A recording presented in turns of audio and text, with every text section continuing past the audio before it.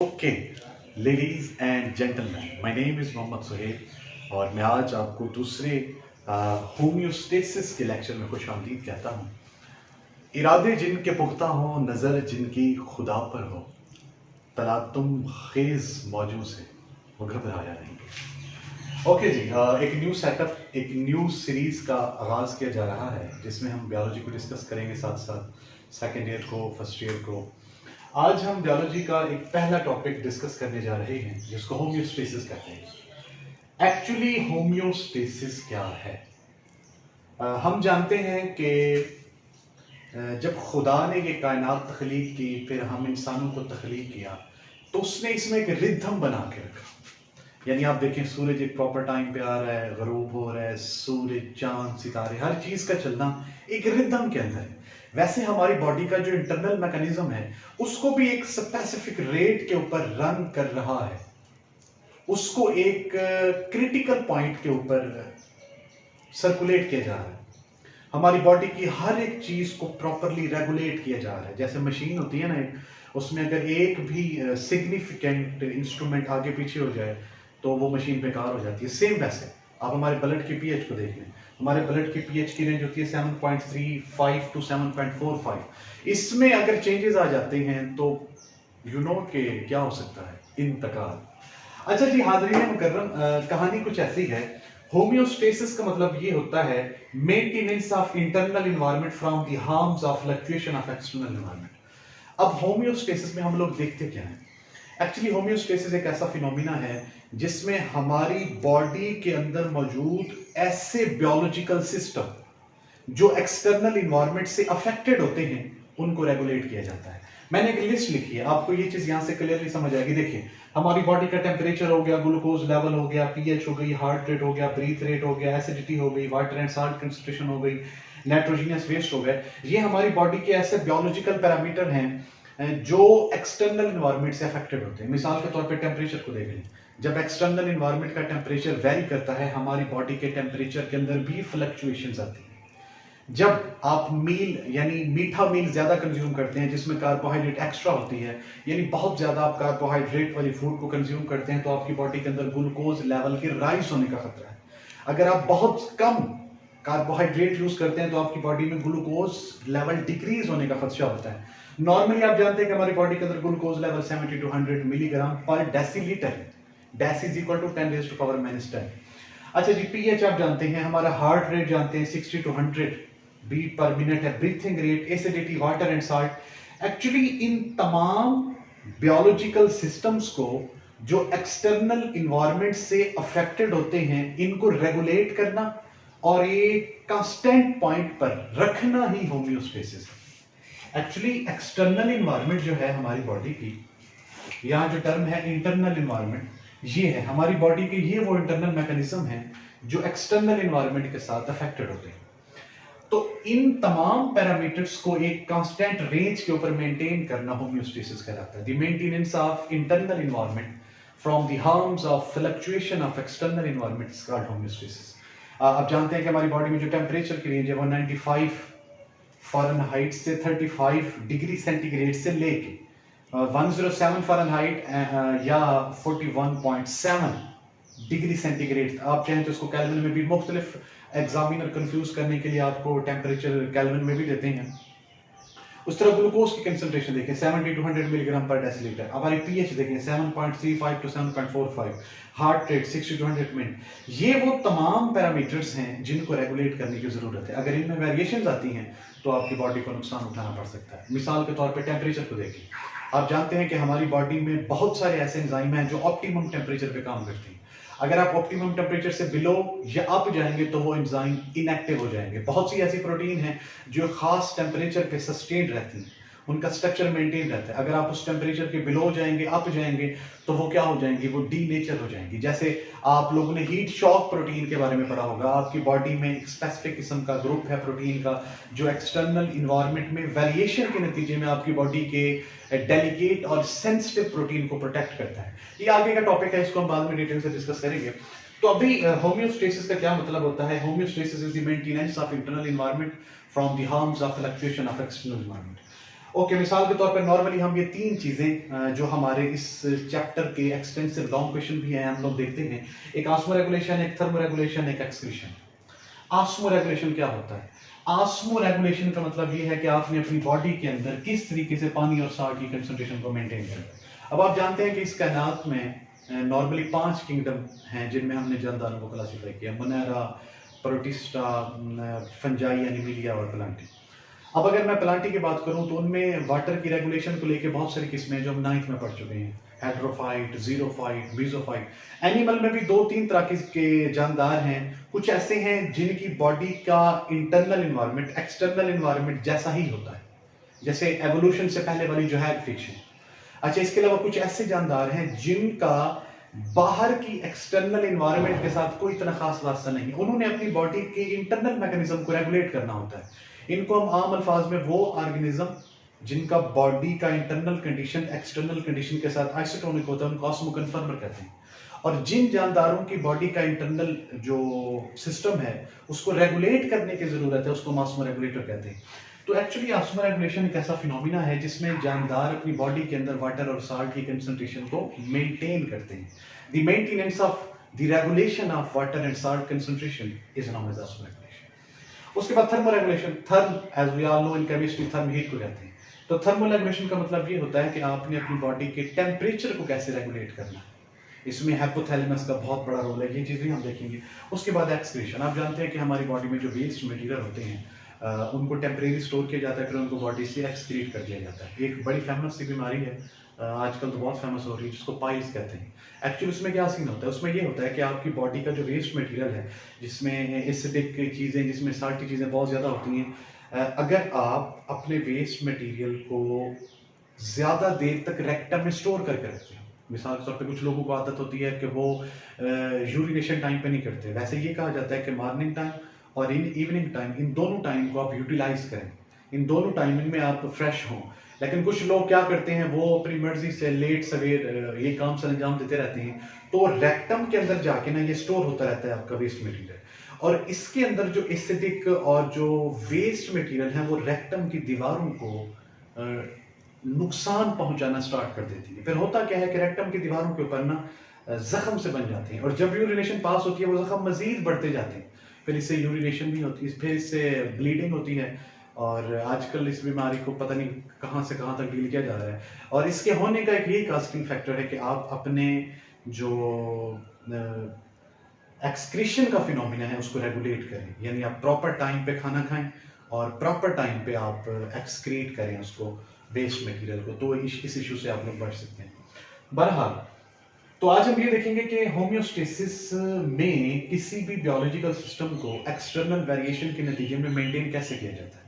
मिसाल के तौर पे हम टेम्परेचर की मिसाल ले लेते हैं। हम जानते हैं कि जब, वैसे मैं ये बताता चलूं कि होम्योस्टेसिस को ना एक सिस्टम कंट्रोल करता है, इस सिस्टम को कंट्रोल सिस्टम कहते हैं। हमारी बॉडी में जो होम्योस्टेसिस का ये सारा फिनोमिना हो रहा है, ये एक्चुअली एक सिस्टम के जरिए रेगुलेट हो रहा है जिसको हम कंट्रोल सिस्टम कहते हैं। और ये जो कंट्रोल सिस्टम है ये बेसिकली 4 कंपोनेंट पर मुश्तमिल है। एक को हम स्टिमुलस कहते हैं, एक को हम रिसेप्टर कहते हैं, एक को हम कंट्रोल सेंटर कहते हैं, एक को हम इफेक्टर कहते हैं। स्टिमुलस आप जानते हैं कोई भी ऐसा साइन है जिसके रिस्पॉन्स में कोई भी एक्शन किया जाता है। जैसे मिसाल के तौर पे ना, जब आपकी बाहर जब बहुत ज़्यादा धूप निकलती है तो आपकी बॉडी के अंदर जो सेंसरी सेल्स होते हैं वो उस धूप को डिटेक्ट करते हैं और फौरन पैगाम पहुंचाया जाता है आपके ब्रेन के ऊपर। यानी आप अगर बहुत ज़्यादा गर्मी में चल रहे हैं तो आपका ब्रेन आपको साइन देता है कि जी छाँव में चले। अगर आपको बहुत सर्दी लग रही है तो आपको ये ऑर्डर दिया जाता है कि आपको गर्म लिबास पहने। एक्चुअली ये क्या है, जैसे स्टिमुलस मिला, रिसेप्टर ने उसको रिसीव किया और उसने कंट्रोल सेंटर को पैगाम भेजा। इन केसेस में आपका कंट्रोल सेंटर आपका ब्रेन है। ब्रेन ने क्या किया, उस रिसेप्टर के पैगाम के रिस्पेक्टिवली एक्शन जनरेट किया। यानी आप देखें, अगर आपकी बॉडी के अंदर टेम्परेचर इंक्रीज होने लगा तो सबसे पहले आपकी स्किन के अंदर मौजूद सेंसरी सेल ने उनको डिटेक्ट किया, उसको ब्रेन तक पहुंचाया, ब्रेन ने फौरन आपके इफेक्टर को एक्टिव किया। अब अगर टेम्परेचर बढ़ रहा है उस केस में आपकी बॉडी के इफेक्टर कौन से होते हैं। हम जानते हैं कि जब हमारी बॉडी के अंदर टेम्परेचर इंक्रीज होता है तो हमारी बॉडी में दो इफेक्टर एक्टिवेट हो जाती है। एक इफेक्टर ये है कि हमारी बॉडी के अंदर जो ब्लड फ्लो है उसको इंक्रीज कर दिया जाता है। जब ब्लड फ्लो इंक्रीज होता है तो जो हीट होती है वो बॉडी से रेडिएट होती है। टेम्परेचर इंक्रीज हो रहा था तो हीट जब रेडिएट होगी तो टेम्परेचर नीचे आने लग जाएगा। इसके अलावा स्वेट ग्लैंड एक्टिव हो जाते हैं जो एवापोरेशन खास करते हैं, और एवापोरेशन जो है वो कूलिंग खास करती है। तो ये जो दो पैरामीटर हैं ये रिस्पॉन्सिबल हैं in order to regulate the high temperature of your body. अब टेम्परेचर लो हो गया, सिंपल है, जब आपकी बॉडी में टेम्परेचर लो हो जाता है तो ब्लड फ्लो को रिड्यूस कर दिया जाता है। जब ब्लड फ्लो रिड्यूस होता है तो जो हीट ब्लड फ्लो के दौरान एक्सपेल होनी थी बॉडी से वो बॉडी के अंदर स्टोर होगी, जिससे बॉडी का टेम्परेचर नॉर्मल की तरफ जाएगा। और ये सारी चीजें जो मास्टर ग्लैंड होता है जिसको हम लोग हाइपोथैलेमस ग्लैंड कहते हैं, जिसको हम लोग हाइपोथैलेमस कहते हैं, ये आपका कंट्रोल सेंटर होता है टेम्परेचर रेगुलेशन के केस में। अच्छा, दूसरा केस डिस्कस कर लें। अच्छा, अब ये जो फिनोमिना है यानी टेम्परेचर को मेंटेन करना, चाहे वो राइज कंडीशन में है चाहे वो फॉल कंडीशन में है, इसको हम लोग होम्योस्टेसिस कहते हैं। Is it clear? उसके बाद एक और एग्जांपल ले लें, आसान एग्जांपल, ग्लूकोज लेवल। जब आपने एक्स्ट्रा कार्बोहाइड्रेट कंज्यूम किया आपकी बॉडी के अंदर ग्लूकोज की कंसंट्रेशन बढ़ने लगी। जब आपकी बॉडी में ग्लूकोज की कंसंट्रेशन बढ़ती है तो पेनक्रियास के बीटा सेल से एक हार्मोन खारिज होता है जिसको इंसुलिन कहते हैं। उसने क्या करना है, उसने एक्स्ट्रा ग्लूकोज को या तो यूटिलाइज करवाना है या एक्स्ट्रा ग्लूकोज को ग्लाइकोजन की शक्ल में लीवर के अंदर और मसल्स के अंदर स्टोर करा देना। अब जैसे ही ग्लूकोज की कंसंट्रेशन नॉर्मल होगी इंसुलिन की सिक्रेशन रुक जाएगी। ये प्रोसेस हम पढ़ चुके हैं, इसको कहते हैं feedback mechanism.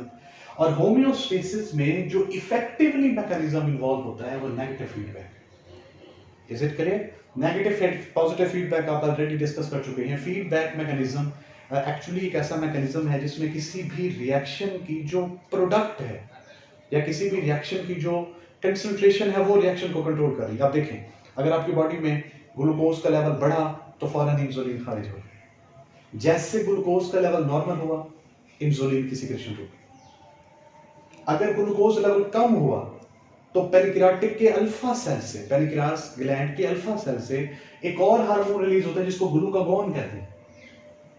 Glucagon, where is glucagon? हाँ, ग्लूकागॉन कहते हैं। When the concentration of glucose fall below the normal level then a hormone called glucagon is released from alpha cell of pancreas। इसने क्या करना है, इसने ग्लाइकोजन जो आपकी बॉडी के अंदर स्टोर्ड ग्लूकोज है उसको ब्रेक कर देना है। उसको तोड़ने के बाद ग्लूकोज की कंसंट्रेशन बढ़ने लगती है और जैसे ग्लूकोज की कंसंट्रेशन नॉर्मल पे आती है ग्लूकागॉन भी रुक जाता है। अब ग्लाइकोजन आप जानते हैं, ग्लाइकोजन क्या होता है? ग्लाइकोजन एक्चुअली एक पॉलीसेकेराइड है। जब आप ग्लूकोज को जोड़ते हो आपके पास ग्लाइकोजन बनता है। ये देखिए, मैं इसको ना ऐसे करके ग्लूकोज के मॉलिक्यूल के दरमियान ग्लाइकोसाइड एक बॉन्ड बना देता हूँ।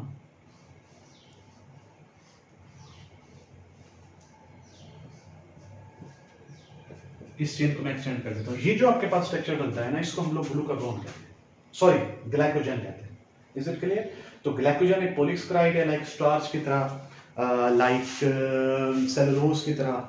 अच्छा, ये स्टार्च, सेलुलोज और ग्लाइकोजन, इन तीन चीजों में कंफ्यूजन होती है तीनों पॉलीसेकेराइड, लेकिन तीनों में जो ब्रांचिंग का सिस्टम है वो डिफाइन करता है कि तीनों में से कौन सी चीज कौन सी।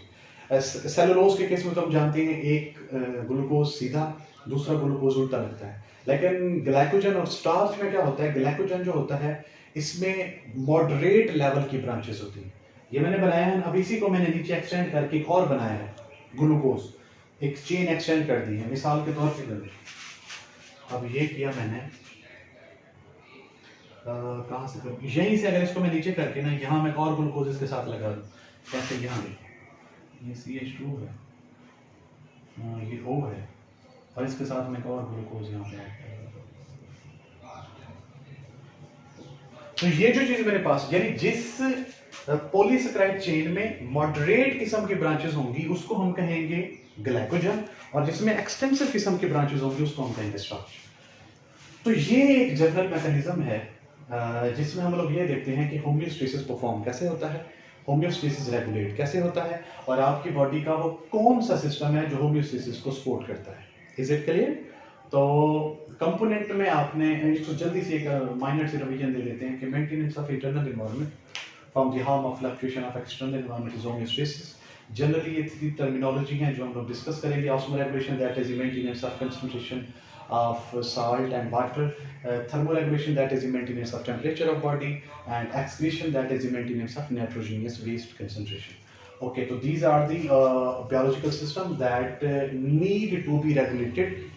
ठीक है, if they are being affected by external environment, temperature, glucose, pH, heart rate, breathing rate, acidity, water and salt concentration, and so on.